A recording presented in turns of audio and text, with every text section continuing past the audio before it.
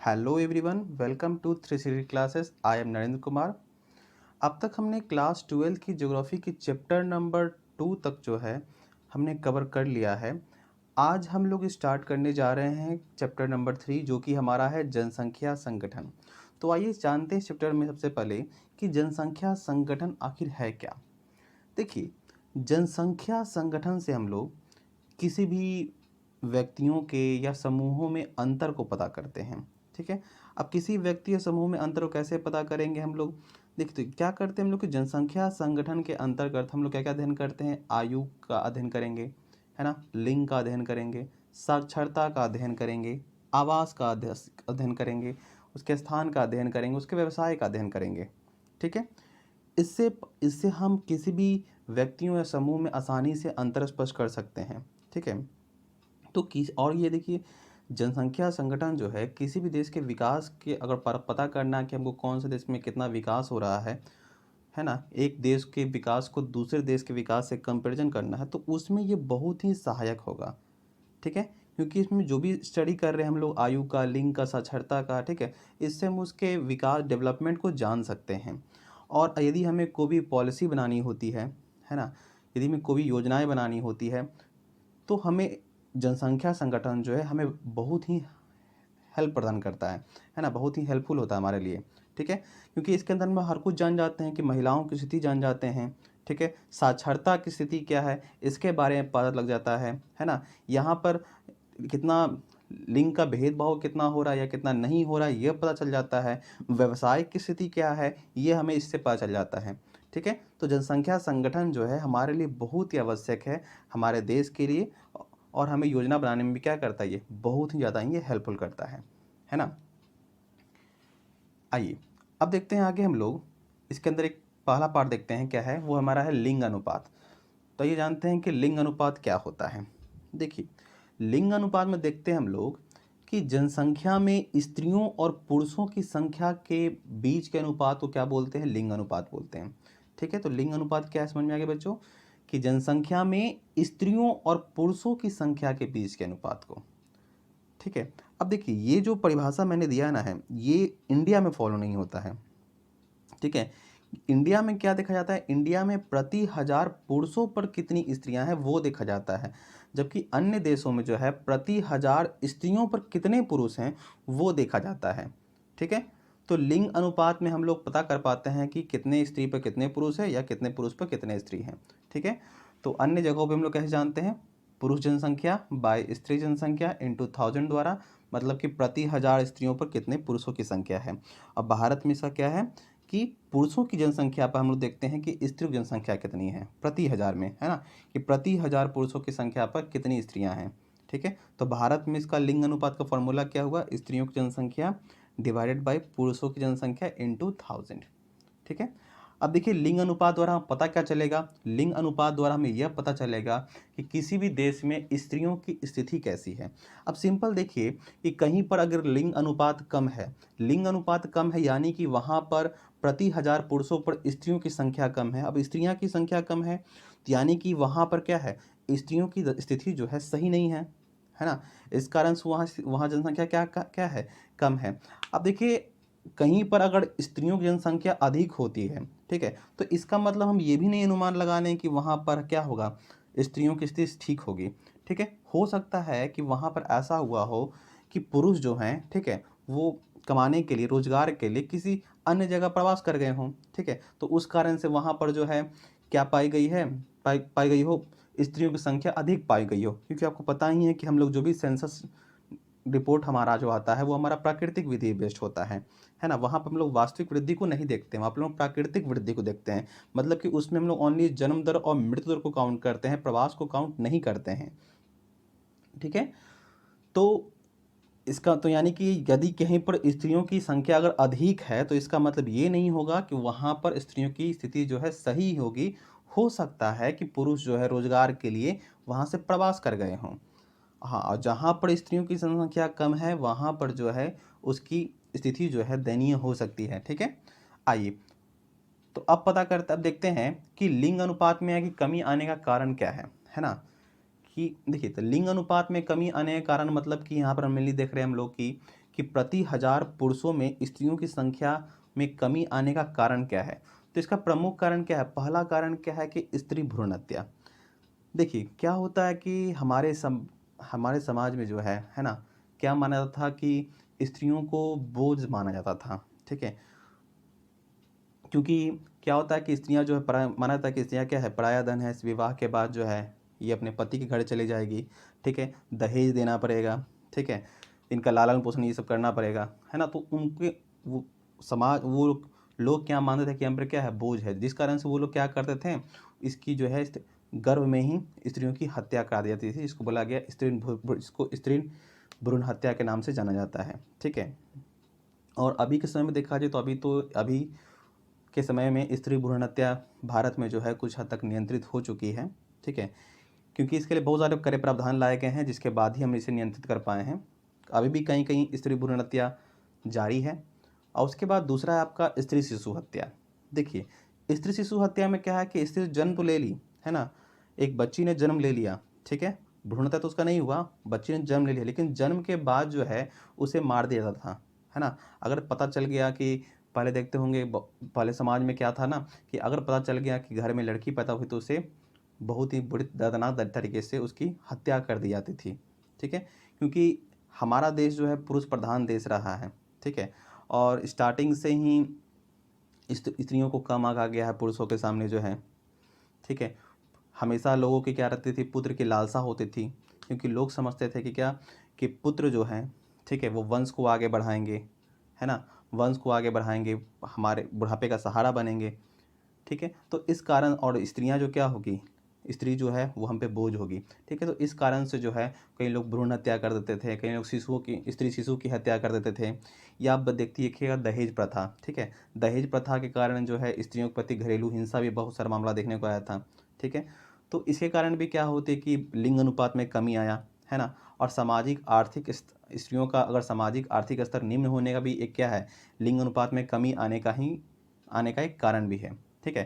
क्योंकि देखते हैं कि क्या होता है कि समाज में, देखिए समाज में स्त्रियों को पुरुषों के बराबर आंका नहीं जाता है, उनकी आर्थिक स्थिति भी क्या होती है, पुरुषों की अपेक्षा कम होती है ना। मतलब एक तरह से देखा जाए तो स्त्रियां जो हैं पुरुषों पर डिपेंडेंट थी, है ना, स्त्रियां पुरुषों पर डिपेंडेंट रहती हैं, जिससे क्या होता है कि अब वो पुरुषों पर डिपेंडेंट है, जैसे कि उनका अगर जन्म हुआ तो स्टार्टिंग से तो माँ बाप पे हैं, ठीक है, डिपेंडेंट है, फिर जब उनका विवाह हो गया तो पति पर डिपेंडेंट है, क्योंकि उनको शिक्षा दी नहीं दी गई तो उनको कहीं रोजगार भी नहीं मिलेगा, ठीक है। वो क्या करेगी, बस घर का देख रेख करेगी और बच्चे पैदा करेगी, यही उनका काम होता था। तो इससे क्या है कि अब देखिए वो पति पे डिपेंडेंट है ना, अब वो क्या है, पुरुषों पर डिपेंडेंट है, तो पुरुष उसको जिस तरह रखेगा, है ना, उनको उस तरह रहना पड़ेगा, क्योंकि वो इंडिपेंडेंट नहीं है ना, वो आत्मनिर्भर नहीं है, वो खुद से कुछ नहीं कर सकता, डिपेंडेंट है। तो क्या कर, जैसे पति अगर मार रहा है तो उसको सहना पड़ता था, हर कुछ करना पड़ता था, है ना, जैसा पति कहा वैसा उसको करना पड़ता था, ठीक है। अगर हल्का सा कोई आवाज़ उठाया तो उसे दबा दिया जाता था। तो ऐसी स्थिति थी हमारे समाज में स्त्रियों की, ठीक है, जिस कारण से स्त्री लिंग अनुपात में बहुत ज़्यादा कमी देखने को आई। फिर सरकार द्वारा बहुत सारे कदम उठाए गए, ठीक है, जनता थोड़ी शिक्षित हुई, जागरूक हुई, ठीक है। उसके बाद फिर आपका महिला सशक्तिकरण लाया गया, ठीक है, तब जाके स्त्रियों की दशा में कुछ हद तक कमी आई, स्त्रियों के लिंग, तो तब जाकर लिंग अनुपात में जो कुछ हद तक सुधार हुआ है, ठीक है। पहले देखिए कि हरियाणा वगैरह में ये मामला ज़्यादा होता था, है ना। तो स्त्रियों की लिंग अनुपात में अगर लिंग अनुपात में अगर को सुधार करना है तो हमें क्या करना पड़ेगा, है ना, हर को बराबर आंकना पड़ेगा, है ना, स्त्री हो चाहे वो स्त्री हो या पुरुष, है ना। समाज में क्या है, हर कोई बराबर है, हर को समान हक मिलना चाहिए, हर को समान अधिकार मिलना चाहिए, ठीक है। हर और देखिए स्त्री, खासकर अभी के समय में स्त्रियों को शिक्षित होना जो है बहुत ही ज़रूरी है, ठीक है, क्योंकि अगर वो शिक्षित होगी तभी वो इंडिपेंडेंट हो पाएगी, और समाज में इंडिपेंडेंट होना बहुत ही ज़रूरी है, ठीक है। अगर आप किसी पर डिपेंडेंट हैं तो आपको फिर क्या करना पड़ेगा, फिर आपका शोषण होगा, एक्सप्लॉयटेशन हो सकता है आपका, ठीक है। लेकिन अगर आप इंडिपेंडेंट हैं, ठीक है, तो आप हर स्थिति से लड़ सकते हैं, ठीक है। तो शिक्षा स्त्रियों के लिए शिक्षा जो है बहुत ही ज़रूरी है, ठीक है। उससे भी लिंग अनुपात में जो कमी आई है उसको सुधारा जा सकता है, ठीक है। तो आई होप लिंग अनुपात में कमी आने का कारण जो है आप लोगों को पता चल गया होगा, ठीक है। आइए अब देखते हैं आगे हम लोग। उसके बाद का हमारा टॉपिक हमारा है, देखिए कुछ डेटा है हमारे पास, जैसे कि विश्व की जनसंख्या का औसत लिंग अनुपात कितना है। तो विश्व की जनसंख्या का औसत लिंग अनुपात अगर देखा जाए तो विश्व में प्रति 1000 पुरुषों पर 990 स्त्रियां हैं। ठीक है, यहाँ आप देख सकते हैं कि लिंग अनुपात थोड़ी सी कमी है। ठीक है, और विश्व में उच्चतम लिंग अनुपात कहाँ पर है, लैटविया में। ठीक है, वो लैटविया में क्या है आपका, प्रति 1000 पुरुषों की तुलना में वहाँ पर 1187 स्त्रियां हैं। ठीक है, वहाँ पर स्त्रियों की संख्या अधिक है। और विश्व में निम्नतम लिंग अनुपात देखा जाए तो वो आपका है संयुक्त अरब अमीरात में है, वहाँ पर प्रति 1000 पुरुषों की तुलना में 468 स्त्रियां हैं। ठीक है, ये डेटा जो है आपके लिए बहुत ही ज़रूरी है, एग्ज़ाम में इससे कई बार क्वेश्चन पूछे गए हैं। ठीक है, तो ये डेटा आप ज़रूर से याद कीजिएगा। ठीक है, और देखिए समानता देखा गया क्या चीज़ कि एशिया में लिंग अनुपात जो है क्या है, बहुत कम है। ठीक है, इससे कि भारत में दे सकते हैं, भारत में लिंग अनुपात भी कम है आपका। चाइना में दे सकते हैं, चाइना में भी लिंग अनुपात कम है। पाकिस्तान है, पाकिस्तान में भी लिंग अनुपात कम है। बांग्लादेश हो गया, यहाँ भी क्या है, लिंग अनुपात कम है। तो एशिया में समानता क्या पाया गया, लिंग अनुपात कम पाया गया। वहीं आप देखिएगा रूस सहित अन्य यूरोपीय देशों को देखिएगा तो वहाँ पर पुरुष की संख्या जो है क्या, अल्प मात्रा, वहाँ पर स्त्री, कहीं पर स्त्रियों की संख्या ज़्यादा है। ठीक है, पुरुष कम संख्या में है। ओके, तो आई होप यहाँ तक क्लियर होगा आपको। अब आप हम देखते हैं आयु संरचना के बारे में। ठीक है, देखिए दूसरा हमारा है आयु संरचना। देखिए आयु संरचना क्या है, आयु संरचना विभिन्न आयु वर्गों में लोगों की संख्या को प्रदर्शित करता है। देखिए आयु संरचना में हम लोग देखते हैं कि डिफरेंट डिफरेंट आयु वर्ग के लोग जो है जनसंख्या में कितने हैं, है ना। मतलब इसमें देखेंगे 0 से 5 वर्ष के लोग कितने हैं, 0 से 14 वर्ष के लोग कितने हैं, सॉरी 0 से 5 वर्ष के लोग कितने हैं, 5 से 14, 6 से 14 वर्ष के लोग कितने हैं, है ना। इस तरह डिफरेंट डिफरेंट आयु वर्ग के लोगों की संख्या को हम इसमें प्रदर्शित करते हैं। अब है कि इससे बेनिफिट क्या होगा, है ना। आयु संरचना से हमको बेनिफिट क्या हो सकता है, क्या बेनिफिट मिल सकता है। देखिए अब देख सकते हैं कि 0 से 14 वर्ष की आयु वाले और जो 60 वर्ष से अधिक वर्ष की आयु वाले हैं, ठीक है, वो क्या होते हैं, गैर कामकाजी होते हैं। ठीक है, और वो एक तरह से क्या है, आश्रित आबादी है। ठीक है, वो हमारी इकोनॉमी में हेल्प नहीं करते हैं, वो हमारी इकोनॉमी का हिस्सा नहीं बनते हैं। ठीक है, जिस कारण से उनको आश्रित आबादी माना जाता है। ठीक है, और जो 15 से 60 वर्ष के लोग होते हैं वो कामकाजी आबादी होते हैं, क्योंकि ये लोग क्या करते हैं, रोजगार कर, ये लोग काम करते हैं ना, ये हमारी इकोनॉमी में हेल्प करते हैं। ठीक है, तो किसी भी देश की अगर उत्पादक को जानना है, वहाँ की प्रोडक्टिविटी को जानना है, तो वहाँ की हम लोग आयु संरचना से वहाँ की प्रोडक्टिविटी को हम आसानी से जान सकते हैं, है ना, कि वहाँ का उत्पादक आबादी क्या है, उससे हम लोग आराम से वहाँ का इकोनॉमी पता चल सकता है। ठीक है, तो देश की इकोनॉमी में सबसे ज़्यादा भागीदारी किसकी होती है, जो 15 से 60 वर्ष की जो आबादी है, जिसको बोलते हैं हम लोग कार्यशील आयु वर्ग बोलते हैं। ठीक है, तो जिस देश की आपकी कामकाजी आबादी जो है अधिक होती है, वहाँ की उत्पादकता भी क्या होती है, अधिक होती है। अब जानते हैं कि उत्पादकता अधिक होगी तो क्या होगा, उसका जीडीपी भी क्या होगा, अधिक होगा। ठीक है, यानी कि उसका ग्रोथ भी ज़्यादा होगा, है ना। और जहाँ पर आपके आश्रित आबादी जहाँ होते हैं वहाँ पर इकोनॉमी में लॉस देखने को मिलता है, क्योंकि यहाँ पर मैक्सिमम, वहाँ पर अगर आबादी क्या है, आश्रित आबादी ज़्यादा है, ठीक, मतलब कि बच्चों की संख्या ज़्यादा है या बूढ़ों की संख्या ज़्यादा हो गई है, ठीक है, तो उसका भी अब हमारे इकोनॉमी पे इफ़ेक्ट पड़ता है। ठीक है ना। तो सबसे अधिक लाभकारी हमारे लिए क्या होगा, आर्थिक विकास के लिए लाभकारी कौन सा आबादी होगा हमारे लिए, कामकाजी आबादी। ठीक है, अब आइए, अब उसके बाद देखते हैं नेक्स्ट टॉपिक जो है हमारा है जनसंख्या पिरामिड या आयु लिंग पिरामिड क्या है। ठीक है, अब देखिए जनसंख्या पिरामिड या आयु लिंग पिरामिड से क्या कर, देखिए एक तरह का पिक्टोरियल रिप्रेजेंटेशन है, एक तरह का चित्रात्मक चित्रण है यहाँ पर, है ना। अब इसमें क्या करते हैं हम लोग, डिफरेंट डिफरेंट आयु वर्ग के लोगों को, है ना, एक ग्राफ के माध्यम से शो करते हैं। इसमें क्या करते हैं हम लोग कि हॉरिजॉन्टल एक्सिस पे हम लोग महिला या पुरुषों की संख्या को दर्शाते हैं, और वर्टिकल एक्सिस पे हम लोग डिफरेंट डिफरेंट आयु वर्ग को ले लेते हैं। ठीक है, और उसके बाद देखते हैं कि उसका स्ट्रक्चर कैसा है। सबसे पहले देखते हैं हम लोग विस्तारित होती जनसंख्या को। ठीक है, देखिए विस्तारित होती जनसंख्या में मेनली क्या होता है कि बर्थ रेट जो है ना, वो ज़्यादा होगा डेथ रेट से, क्योंकि यहाँ पर क्या है, नाम ही क्या है आपका इसका, विस्तारित होती जनसंख्या, मतलब कि यहाँ पर क्या है कि जनसंख्या जो है बढ़ रही है है ना, जनसंख्या का क्या हो रहा है यहाँ पर विस्तार हो रहा है। जनसंख्या का विस्तार कहाँ कब होगा कि जहाँ पर क्या होगा, जन्म दर जो है अगर मृत्यु दर से अधिक होगी तो वहाँ पर आपका जो है विस्तारित होती जनसंख्या दिखाई देगा। ठीक है, और इस तरह के जो पिरामिड का स्ट्रक्चर होता है वो कैसा होता है, त्रिभुजाकार होता है, जैसे आप इस फिगर में देख सकते हैं बच्चों। ठीक है, इस फिगर में देखिए, इस फिगर में क्या दिखाया गया है ना, यहाँ पर देख सकते हैं, हमने पढ़ा भी ना, देखिए तो यहाँ पर देख सकते हैं आप जो है, यहाँ पर एक्स एक्सिस पे पुरुषों और महिलाओं की संख्या को दिखाते हैं हम लोग प्रतिशत में। ठीक है, तो यहाँ पर हमने क्या किया, पहले एक इस एक्स एक्सिस पे मीड पे एक लाइन ले लिया है ना, मीड पे क्या कर लिया, एक पॉइंट दे दिया 0। अब इस साइड दिखाएंगे हम लोग महिला की संख्या को दिखाएंगे, और इस साइड जो है यानी कि राइट साइड महिलाओं की स्थिति संख्या को दिखाए हैं, और राइट साइड में हमने किसको दिखाया है, पुरुषों की संख्या प्रतिशत में। यहाँ देख सकते हैं 2%, 4%, 6%, जबकि महिलाओं की संख्या को सूचित कर रहा है, और राइट साइड जो है 2%, 4%, 6%, 8% जो है पुरुषों की संख्या को सूचित कर रहा है। ठीक है, और वर्टिकल एक्सिस पे हमने क्या किया है, डिफरेंट आयु वर्ग के लोगों को ले लिया है, जैसे कि 0 से 4 वर्ष के लोगों को, 5 से 9 वर्ष को, 10 से 14 वर्ष को, 15 से 19 वर्ष को, इसी तरह सो ऑन। ठीक है, अब देखिए जब हमने ग्राफ ड्रॉ किया, ये एक नाइजीरिया का हमारा है। ठीक है, तो नाइजीरिया का जब ग्राफ ड्रॉ किया गया है ना, तो क्या देखा गया, देखिए यहाँ पर देख सकते हैं क्या है यहाँ पर, कि जो 0 से है ना 0 से 4 वर्ष के लोग जो हैं, है ना, पुरुषों में अगर देखा जाए तो वो कितने हैं, 8% अधिक, मतलब कि लगभग 9% पे है ना, यहाँ देख सकते हैं आपका लगभग 9% है, और महिलाएं भी कितना है, लगभग 9% है। फिर हम 5 से 9 में आए, है ना, 5 से 9 या 10 के बीच में, फिर देखिए परसेंटेज क्या हो गया आपका, लगभग 7 पॉइंट समथिंग कुछ यहाँ पर आ गया आपका, है ना। तो जैसे से आयु वर्ग बढ़ते गया यहाँ पर, वैसे से क्या हो गई, इसकी जो प्रतिशत है वो भी क्या हो गया, घटता चला गया, जिस कारण इसका शेप कैसा मिला आपका, रेक्टेंगुलर शेप मिला। ठीक है, तो इस तरह का देखा कहाँ जाता है आपको, मेनली अल्प विकसित देश में। ठीक है, भारत में भी देखिएगा तो भारत में 1950 के समय पे जो है भारत का पिरामिड भी है जो इसी तरह का था। ओके, आइए अब देखते हैं हम लोग आगे।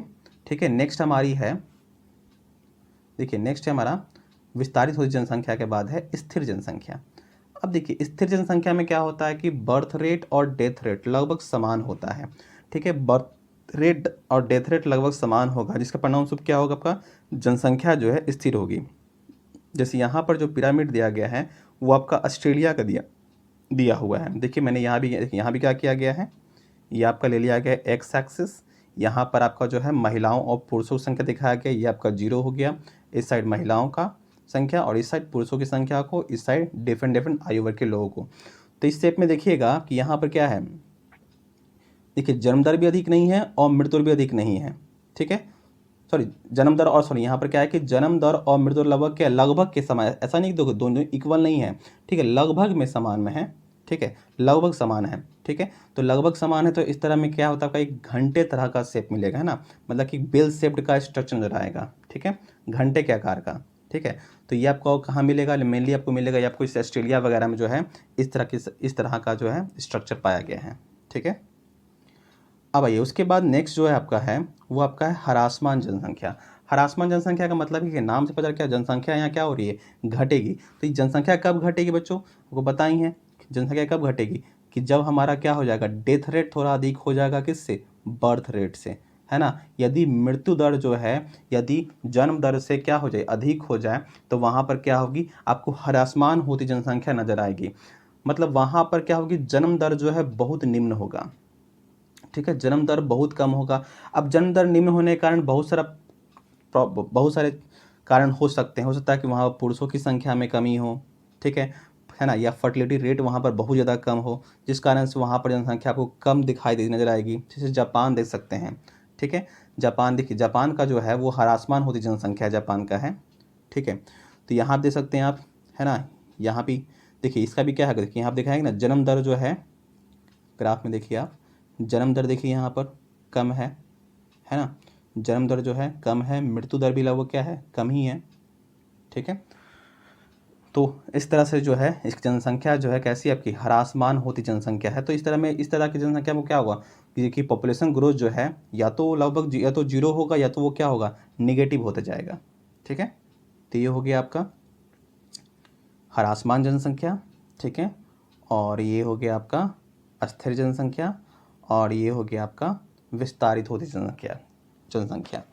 ओके बच्चों, तो यहाँ तक क्लियर है। अब आगे हम लोग देखते हैं, ठीक है। देखिए एक चीज़ और देख लीजिए, इसमें नोट कर लीजिएगा कहीं पर, ठीक है, कि जनसंख्या पिरामिड को जो है, ठीक है, इसका प्रतिपादन किन्होंने किया था। तो जो जनसंख्या पिरामिड का प्रतिपादन किसने किया था? WM थॉमसन और आर्थर लेविस ने, ठीक है। नोट कर लीजिए कहीं पर इसे, WM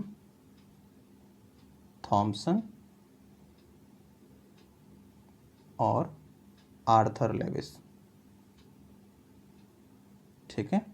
WM थॉमसन और आर्थर लेविस ने क्या किया है? इसका प्रतिपादन किया है जनसंख्या पिरामिड का, ठीक है। तो ये भी क्वेश्चन कहीं में पूछा जा सकता है, ठीक है। तो आई होप आपको क्लियर हो गया होगा विस्तारित होती जनसंख्या के बारे में और स्थिर जनसंख्या के बारे में, ठीक है। और नेक्स्ट क्या था हमारा? ह्रासमान जनसंख्या, ठीक है। तो आज के लिए इतना ही, ठीक है। आगे का जो जितना ही बच गया है चैप्टर में वो हम लोग नेक्स्ट पार्ट में कवर करेंगे। ओके, और आप लोगों को एक काम करना है, ठीक है। आप लोगों का एक होमवर्क है कि क्या करना है कि अभी के समय में जो भारत इंडिया का पिरामिड बना के लाना है, ठीक है। इंडिया का पिरामिड बना के लाना है, ठीक है। वो आप लोग बना के लाइएगा, ठीक है।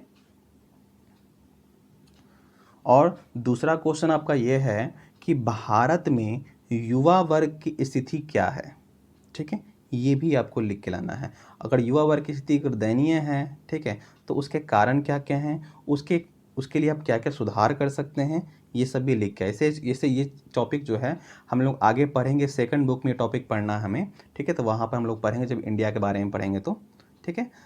तो यहाँ तक फ़िलहाल, ठीक है, जो भी होमवर्क दिया हमने उसे बना के लाइएगा, ठीक है। और क्या करना है आपको, जो आंसर है, ठीक है, आंसर है वो आपको मेरे ईमेल आईडी पर फ़ोटो क्लिक करके सेंड कर देना है, ठीक है। मैं चेक करके आपको इन्फॉर्म कर दूंगा, ठीक है। ईमेल पे ही आपको इन्फॉर्म कर दिया जाएगा। मेरा ईमेल आईडी है, ठीक है। इस ईमेल आईडी लिख लीजिएगा, degreeclasses360@gmail.com, ठीक है। इस ईमेल पर आपको सेंड कर देना अपने आंसर को, ठीक है। ओके बच्चों, आज के लिए इतना ही। अगर जो भी इस चैनल पे नए हैं वो इस चैनल को सब्सक्राइब जरूर कीजिएगा और जितना हो सके इस चैनल को सब्सक्राइब शेयर कीजिए, जिससे अन्य लोग भी इसका फ़ायदा उठा सकें, ठीक है। क्योंकि ये हर के लिए हेल्पफुल होगा। और आगे हम लोग और भी डिफरेंट सब्जेक्ट्स के भी लेक्चर लाने वाले हैं, जैसे कि पॉलिटिकल लेक्चर फिर आएगा आपका, ठीक है। और हिस्ट्री का भी लेक्चर आएगा जल्दी, ठीक है। ओके बच्चों, धन्यवाद।